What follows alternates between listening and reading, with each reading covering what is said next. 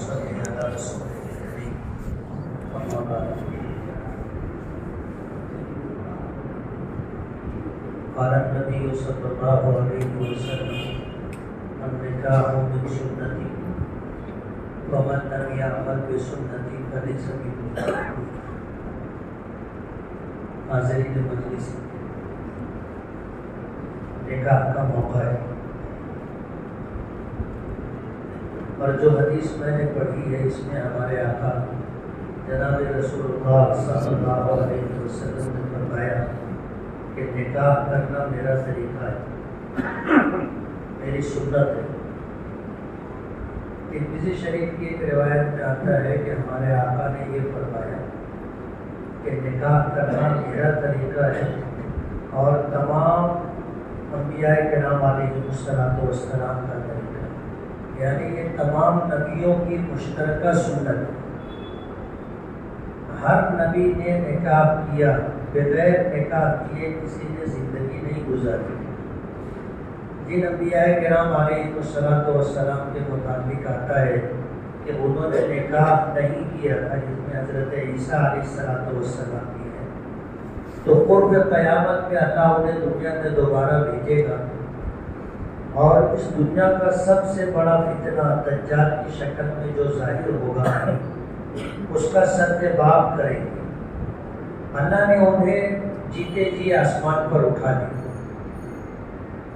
جب اس دنیا میں آئیں گے تو نکاح فرمائیں گے. تو یہ تمام نبیوں کی مشترکہ سنت ہے. مجھے چند منٹوں میں جو بات کہنی ہے کہ یہ صرف ہمارے آقا ہی کے نہیں، تمام نبیوں کی سنت ہے. آپ اس سے اندازہ کر سکتے ہیں کہ اس کی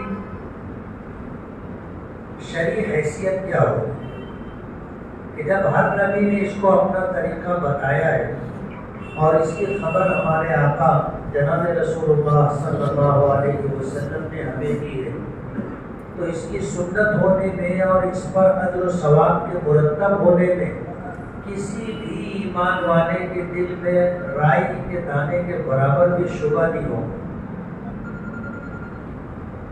اور یہ وہ سنت ہے جس کا انعقاد ایجاب و قبول سے شروع ہوتا ہے اور اس سنت کا اختتام مرتے دم تک رہے.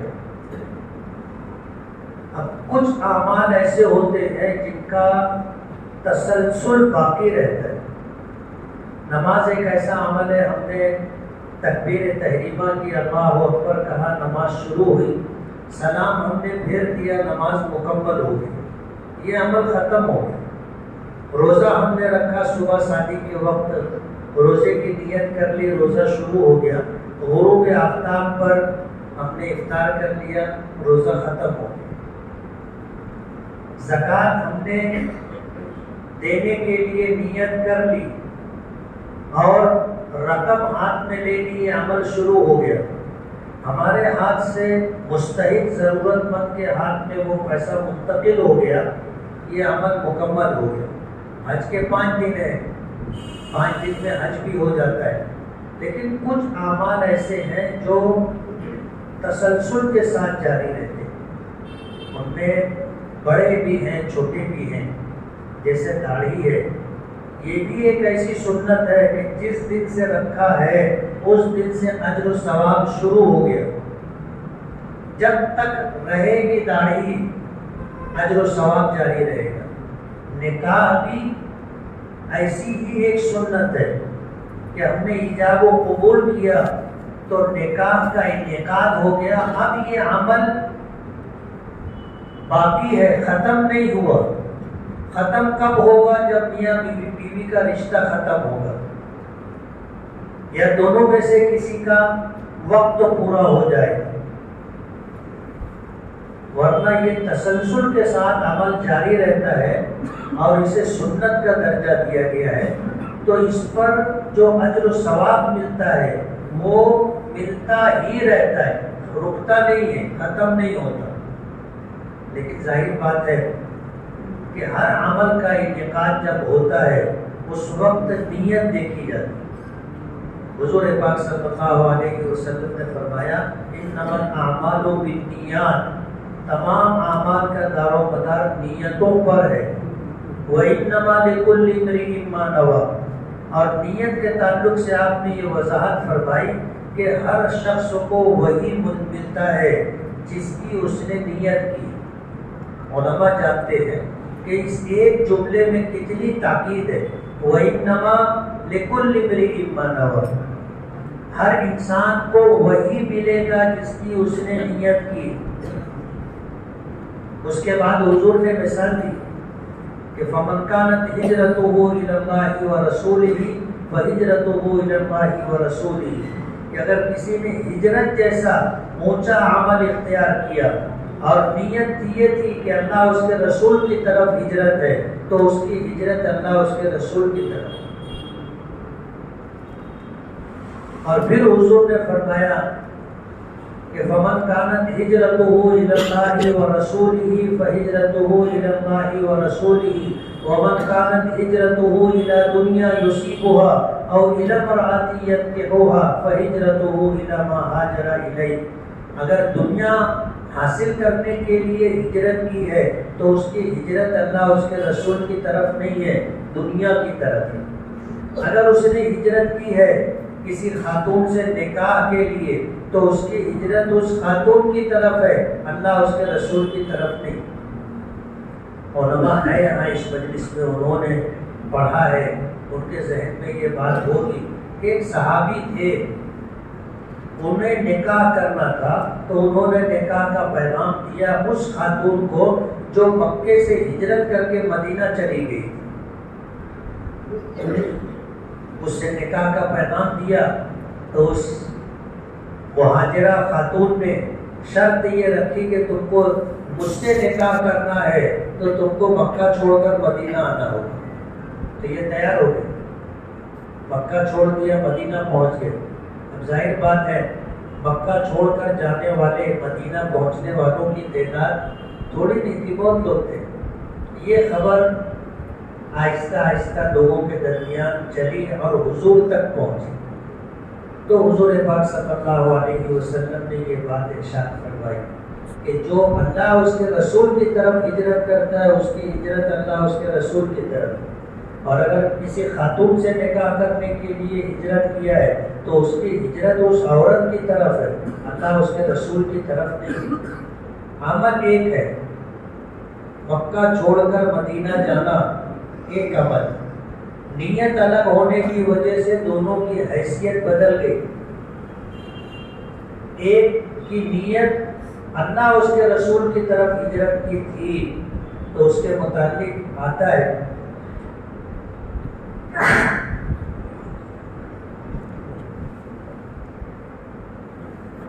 کہ ہجرت کے متعلق جو اجر و ثواب ہے وہ اجر و ثواب یہ ہے کہ الہجرت تہدم ما کان قبل، کہ ہجرت اگر اللہ اس کے رسول کی طرف کی ہے تو ماضی کے سب گناہ اللہ معاف کر دے گا.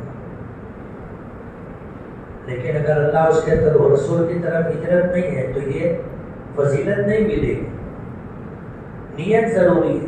وَإِنَّمَا لِكُلِّ امْرِئٍ مَّا نَوَىٰ، علماء نے لکھا ہے کہ نیتیں اچھی بھی ہوتی ہیں، نیتیں خراب بھی ہوتی ہیں، اور ایسا بھی ہوتا ہے کہ کوئی نیت نہیں ہوتی. اب عام طور پر اس مجلس میں ایسے ہی لوگ زیادہ تر ہیں جن کے نکاح ہو چکے ہیں.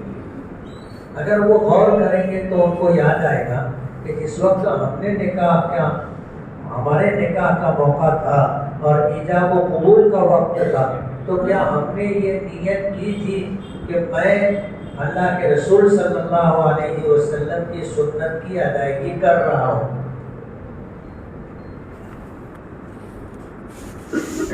2 سال 10 سال 20 سال 25 سال پہلے چلے جائیں تو ایسی ہی کہیں چھوٹی بڑی تقریب ہوگی جس میں ہمارا نکاح ہوا ہوگا، تو کیا ہم نے یہ نیت کی تھی کہ میں اپنے نبی کی سنت ادا کر رہا ہوں؟ اگر ہم نے نیت کی تھی تو یہ سمجھ لو کہ آج تک ہمیں ثواب مل رہا ہے. ہم کھانا کھا رہے ہیں، گھر میں آرام کر رہے ہیں، باہر اپنا کام کر رہے ہیں، ہمیں سنت ادا کرنے کا ثواب مل رہا ہے اور فرشتہ لکھ رہا ہے، لیکن اندازہ یہ ہے کہ ہماری کوئی نیت ہی نہیں تھی۔ خراب تو میں نہیں بولوں گا، جبکہ کچھ لوگوں کی رہتی ہے، مالدار گھر ڈھونڈتے ہیں کہ وہاں رشتہ کریں گے تو مال بھی آئے گا، کچھ لوگوں کی نیت خراب بھی رہتی ہے، لیکن اکثریت کے متعلق یہ کہا جا سکتا ہے کہ ایجاب و قبول کے موقع پر ان کی کوئی نیت نہیں، ایک نیت تھی نکاح ہو جائے، شادی ہو جائے، وہ ہو جائے، لیکن میں سنت پر عمل کر رہا ہوں، سنت کی ادائیگی کر رہا ہوں، یہ نیت عموماً نہیں ہوتی۔ تو نکاح کے موقع پر لڑکی ہو یا لڑکا ہو، دونوں کو نیت کرنا چاہیے۔ نکاح تو ہو جائے گا، لیکن نکاح کے ساتھ نیت یہ ہونی چاہیے کہ اللہ پاک نے نکاح کا حکم دیا ہے، میں اپنے پروردگار کے حکم کی تعمیل کر رہا ہوں۔ نکاح کے موقع پر یہ نیت ہونی چاہیے کہ اللہ کے رسول صلی اللہ علیہ وسلم نے فرمایا کہ یہ میری بھی اور تمام انبیاء کرام کی مشترکہ سنت ہے، میں سنت کی ادائیگی کر رہا ہوں۔ نکاح کے متعلق آتا ہے، حضور نے فرمایا کہ نکاح کرنے سے آدھا ایمان محفوظ ہو جاتا ہے، بقیہ آدھے کی فکر کر لے، جنت میں جانا آسان ہو جائے۔ نکاح کے متعلق قرآن کریم میں آتا ہے کہ اللہ نے اس کو اس دنیا میں سکون کا ذریعہ بنایا ہے، لِتَسْكُنُوا إِلَيْهَا۔ اللہ نے دو چیزوں میں سکون رکھا ہے، ایک الا بذکر اللہ تطمئن القلوب، سن لو اللہ کے ذکر سے دلوں کو اطمینان نصیب ہوتا ہے، اور زندگی کا سکون اللہ نے نکاح میں رکھا ہے، زندگی کا سکون بیوی کو شوہر کے ذریعے اور شوہر کو بیوی کے ذریعے جو سکون ملتا ہے، اس کا بدل دنیا میں کوئی دوسری چیز نہیں ہے۔